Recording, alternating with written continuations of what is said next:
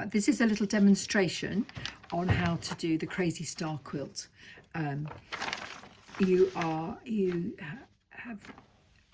can cut up to 4 fabrics at a time, but I've got 2 contrasting fabrics here, but you can cut up to 4, but I'm just going to make it easy for myself as I'm demonstrating. And you're going to put your paper pattern on the top, and you're going to cut round. All seam allowances have been added to this pattern, so you don't have to worry about seam allowances at all. So you can cut, and everything is a reasonable neat cut, but it's not the perfect cut. So we're going to, once we've made the star, we're going to make it really, really neat afterwards. The paper is 2A3, so you are going to have to glue the 2 together. That's very obvious when you see the paper piece. So just either Pritt stick or glue them together lovingly like that. And then you're going to pin them all together so they don't move. So pin the papers together so they don't move. And you're going to then just cut across here. 1 second, I'll just grab some pins. Right, you're just going to pin them together so the paper doesn't slide off the main fabrics. And I'm then going to cut on the strong lines. There are 2 strong lines here, and I'm going to cut across these 2 strong lines. I like these flat-headed pins because you can put your ruler on top and they don't rock. Again, don't forget, this doesn't have to be the neatest cut. We're obviously going to make it nice and neat. And you can cut up to 4 fabrics at one time. So when you've cut one, just move it back out the way. Oops.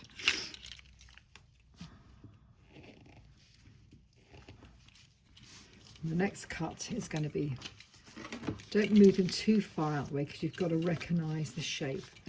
And the next cut is on this great big solid line here.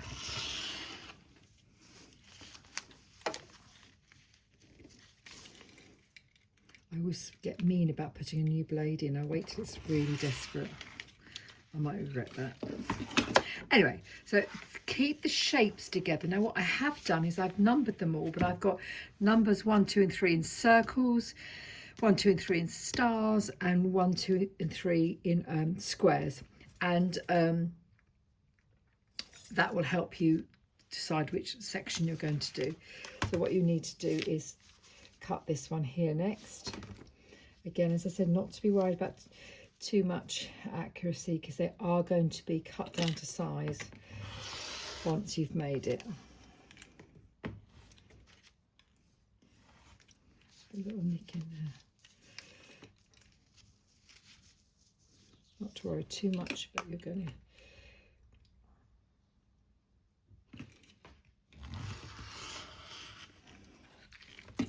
try and keep that together. A little nick in my ruler. So annoying, isn't it? Just one tiny nick. And then we're going to do this one as well. So it's obvious which order you'll do them in because you want to go right across. This one, and then one down here.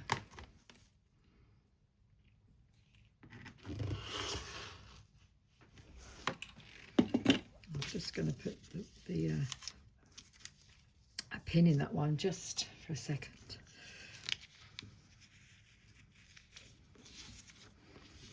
I'll just pop a pin on that as well. When you first start off, recognising the shape of the star can be quite tricky, so be prepared for a little confusion, but hopefully my lettering helps. So obviously that's the next cut. That one you can't cut across, so that's the next one you're going to cut across.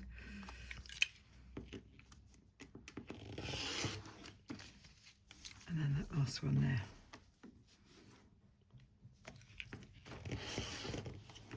Perfect. Right, just put the paper underneath the shape. You're going to have to refer back to the shape. So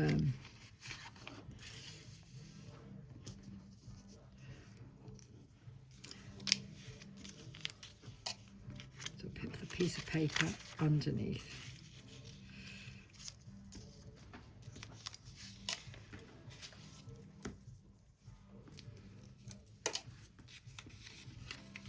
So what you're going to do so 3 sections together on each of the segment.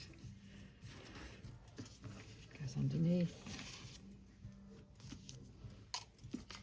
You can see there's a star in there somewhere, but where's it gone, Mandy? So what we're going to do is just take, for this purpose, just take the star fabric off the top and put it underneath. Get the top layer off the top and put it underneath. If you've got more layers than this, you can choose to be a bit choosy, but I knew these two would work well together. Underneath like that. Right, I'm going to go to the sewing machine and I'm going to stitch that to that and those two to that. So give me a second.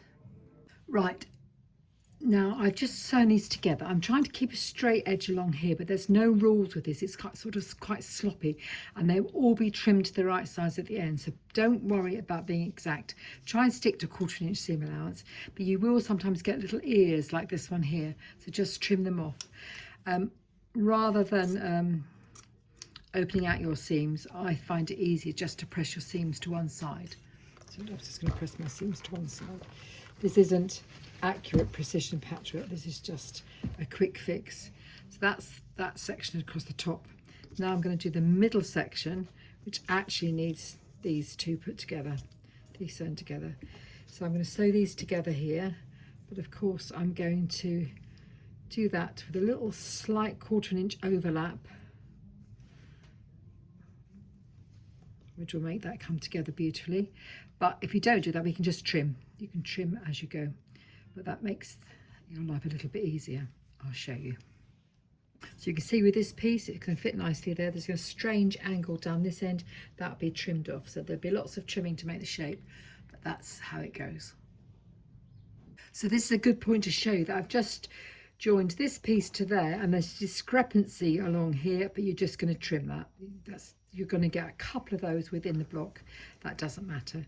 You pop it on there and stitch right down, so that bit there will be trimmed off. Okay,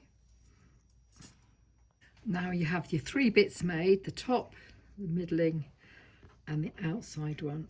This will all be trimmed to shape later on.